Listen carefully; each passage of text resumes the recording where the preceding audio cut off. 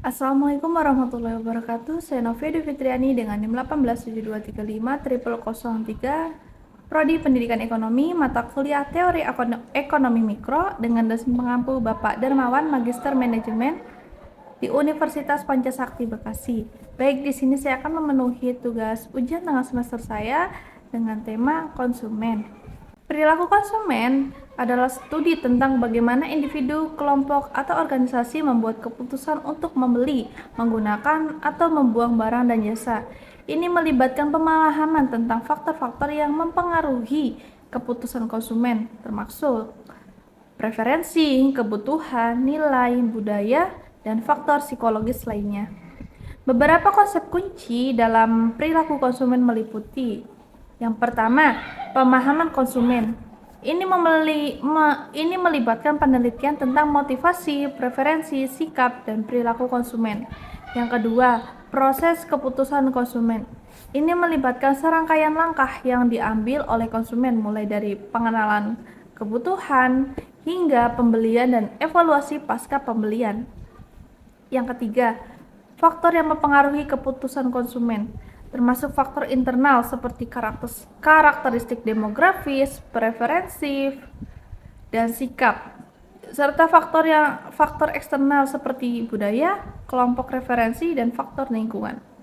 Yang keempat, segmen pasar. Konsumen dapat dikelompokkan ke dalam segmen berdasarkan karakteristik demografis, geografis, psikologis, atau perilaku pembelian.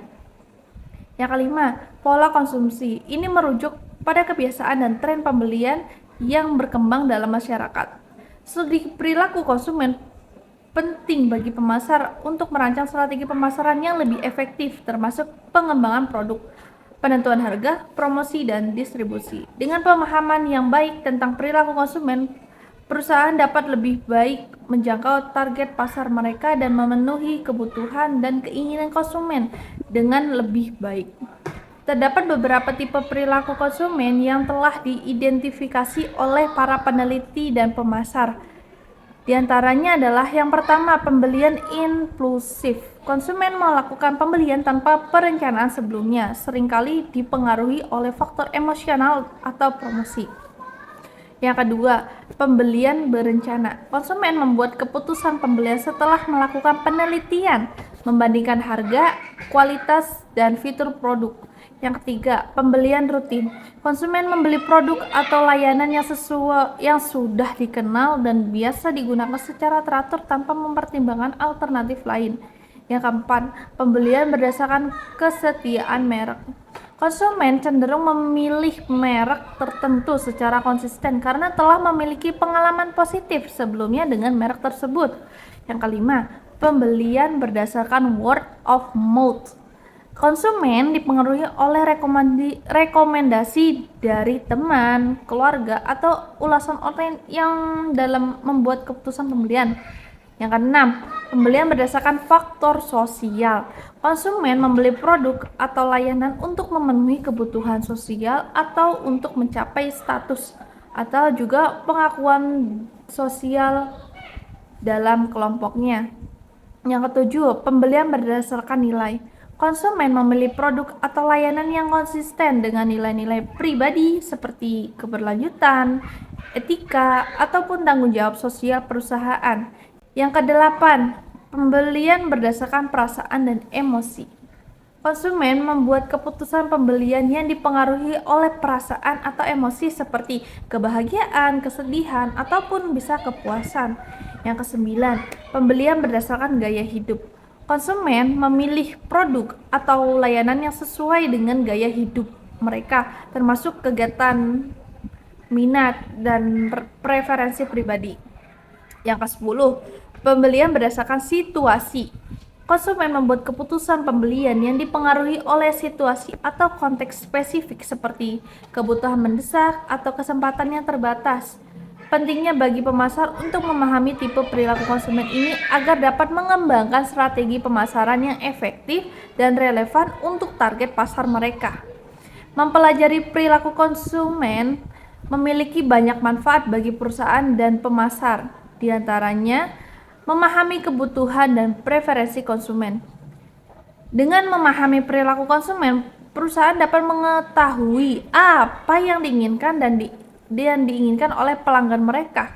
Ini memungkinkan perusahaan untuk mengembangkan produk dan layanan yang lebih sesuai dengan kebutuhan preferensi konsumen. Yang kedua, meningkatkan efektivitas pemasaran. Dengan memahami perilaku konsumen, perusahaan dapat mengembangkan strategi pemasaran yang lebih efektif. Karena mereka dapat menargetkan pelanggan potensial dan lebih tepat sasaran, mengkomunikasikan pesan yang relevan, dan menggunakan saluran pemasaran yang paling efektif. Yang ketiga, mengoptimalkan pengalaman pelanggan. Memahami perilaku konsumen memungkinkan perusahaan untuk meningkatkan pengalaman pelanggan dengan mengetahui apa yang penting bagi pelanggan dan bagaimana mereka berinteraksi dengan merek. Perusahaan dapat menciptakan pengalaman yang lebih memuaskan dan paling memuaskan. Yang keempat, mengidentifikasi peluang pasar baru. Dengan mempelajari perilaku konsumen, perusahaan dapat mengidentifikasi peluang pasar baru.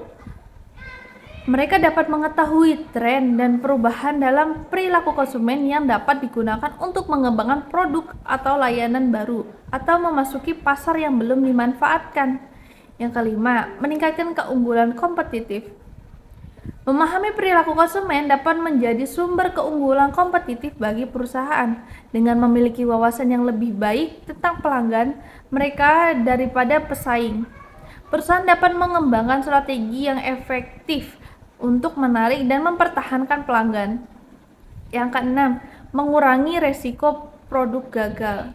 Dengan memahami kebutuhan preferensi konsumen, perusahaan dapat mengurangi resiko kegagalan produk. Mereka dapat mengembangkan produk yang lebih sesuai dengan pasar dan menghindari kesalahan yang dapat mengakibatkan penolakan konsumen. Yang ketujuh, meningkatkan retensi pelanggan. Memahami perilaku dan konsumen dapat membantu perusahaan mempertahankan pelanggan yang ada. Dengan mengetahui apa yang penting bagi pelanggan dan bagaimana mereka berperilaku, perusahaan dapat mengembangkan strategi untuk mempertahankan kepuasan pelanggan dan membangun loyalitas. Dengan demikian, mempelajari perilaku konsumen adalah langkah penting bagi perusahaan untuk mencapai kesuksesan jangka panjang dan mempertahankan keunggulan kompetitif. Perilaku konsumen dipengaruhi oleh berbagai faktor, baik internal maupun eksternal. Berikut adalah beberapa faktor yang mempengaruhi perilaku konsumen. Yang pertama, faktor demografis. Ini mencakup karakteristik seperti usia, jenis kelamin, pendapatan, pekerjaan, pendidikan, dan status perkawinan. Faktor-faktor demografis ini dapat mempengaruhi preferensi dan kebutuhan konsumen. Yang kedua, faktor sosial dan budaya. Norma-norma sosial, nilai-nilai budaya, kelompok referensi, dan status sosial dapat mempengaruhi perilaku konsumen. Misalnya, konsumen cenderung memilih produk atau merek yang sesuai dengan status sosial dan gaya hidup kelompok mereka. Yang ketiga, faktor psikologis. Faktor psikologis seperti persepsi, motivasi, sikap, dan belajar memainkan peran penting dalam pembentukan perilaku konsumen. Persepsi konsumen tentang produk atau merek, motivasi untuk membeli, sikap terhadap merek, dan pembelajaran dari pengalaman sebelumnya dapat mempengaruhi keputusan pembelian mereka. Yang keempat, faktor situasional. Kondisi atau konteks tertentu di mana keputusan pembelian dapat dibuat juga dapat mempengaruhi perilaku konsumen. Misalnya keadaan ekonomi, faktor lokasi, dan keadaan emosional dapat mempengaruhi keputusan pembelian konsumen. Yang kelima, faktor personal. Faktor-faktor personal seperti kepribadian, nilai-nilai, dan gaya hidup individu dapat mempengaruhi perilaku konsumen. Misalnya, individu dengan kepribadian yang berbeda-beda memungkinkan memiliki preferensi yang berbeda dengan memilih produk atau layanan. Yang keenam, faktor ekonomi. Faktor-faktor ekonomi seperti harga, pendapatan, ketersediaan produk juga mempengaruhi perilaku konsumen. Konsumen cenderung membeli produk atau layanan yang sesuai dengan anggaran mereka dan memberikan nilai terbaik untuk uang mereka. Yang ketujuh, faktor teknologi. Perkembangan teknologi juga mempengaruhi perilaku konsumen.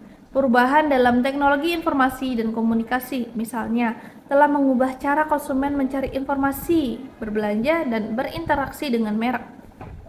Yang kedelapan, faktor lingkungan. Faktor lingkungan seperti kebijakan pemerintah, tren sosial, dan isu-isu lingkungan juga dapat mempengaruhi perilaku konsumen. Misalnya, konsumen mungkin lebih cenderung memilih produk yang ramah lingkungan atau dari perusahaan yang dianggap bertanggung jawab secara sosial. Memahami faktor-faktor ini dapat membantu perusahaan untuk mengembangkan strategi pemasaran yang lebih efektif, relevan, dan dengan kebutuhan dan preferensi konsumen mereka.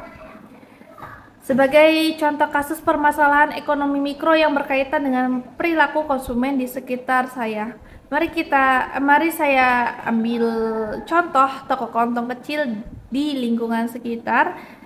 Salah satunya permasalahan yang mungkin dihadapi oleh pemilik toko kelontong dan adalah penurunan penjualan yang disebabkan oleh kehadirannya supermarket besar di dekat toko kelontong tersebut.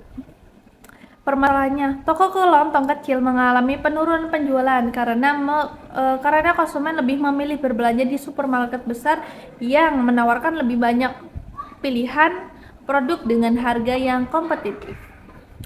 Solusinya, yang pertama, berikan pelayanan yang lebih personal. Toko kelontong dapat membedakan dirinya dari supermarket besar dengan memberikan pelayanan yang lebih personal kepada pelanggan. Ini dapat membantu pelanggan dalam menemukan produk yang mereka butuhkan, memberikan saran atau rekomendasi, dan membangun hubungan yang lebih dekat dengan pelanggan. Yang kedua, spesialisasi dalam produk tertentu. Toko kelontong dapat memilih atau fokus pada produk-produk tertentu yang tidak tersedia di supermarket besar atau memiliki kualitas yang lebih baik. Dengan demikian, mereka dapat menarik pelanggan yang mencari produk-produk khusus atau berkualitas tinggi. Yang ketiga, penawaran promosi dan diskon. Toko kelontong dapat menawarkan promosi dan diskon untuk menarik pelanggan dan membuat mereka kembali berbelanja. Misalnya, mereka dapat mengadakan program loyalitas pelanggan, menawarkan harga khusus untuk produk tertentu, atau mengadakan acara penjualan. Yang keempat, memperbaiki tata letak dan penataan produk. Tata letak yang baik dan penataan produk yang menarik dapat meningkatkan pengalaman berbelanja pelanggan di toko kelontong. Memastikan produk ditampilkan dengan rapi dan mudah diakses dapat membantu meningkatkan penjualan. Yang kelima, memanfaatkan teknologi. Meskipun toko kelontong kecil, mereka dapat memanfaatkan teknologi untuk meningkatkan efisiensi dan memberikan nilai tambahan kepada pelanggan. Misalnya, mereka dapat menggunakan sistem kasir yang modern, kemudian bisa mendirikan situs web atau aplikasi untuk berkomunikasi dengan pelanggan, atau bisa juga menggunakan media sosial untuk mempromosikan produk dan acara mereka. Yang keenam, kolaborasi dengan pelaku usaha lokal lainnya. Toko kelontong dapat bekerja sama dengan pelaku usaha lokal bisnis lainnya, seperti produsen makanan lokal atau petani lokal untuk menyediakan produk yang unik dan berkualitas tinggi. Ini tidak hanya meningkatkan diferensi toko kelontong, tetapi juga mendukung ekonomi lokal. Dengan menerapkan strategi-strategi ini, toko kelontong kecil dapat bertahan dan bersaing di tengah persaingan dengan supermarket besar dan tetap memenuhi kebutuhan konsumen di lingkungan sekitarnya. Mungkin itu saja yang dapat saya sampaikan, kurang lebihnya mohon maaf. Assalamualaikum warahmatullahi wabarakatuh.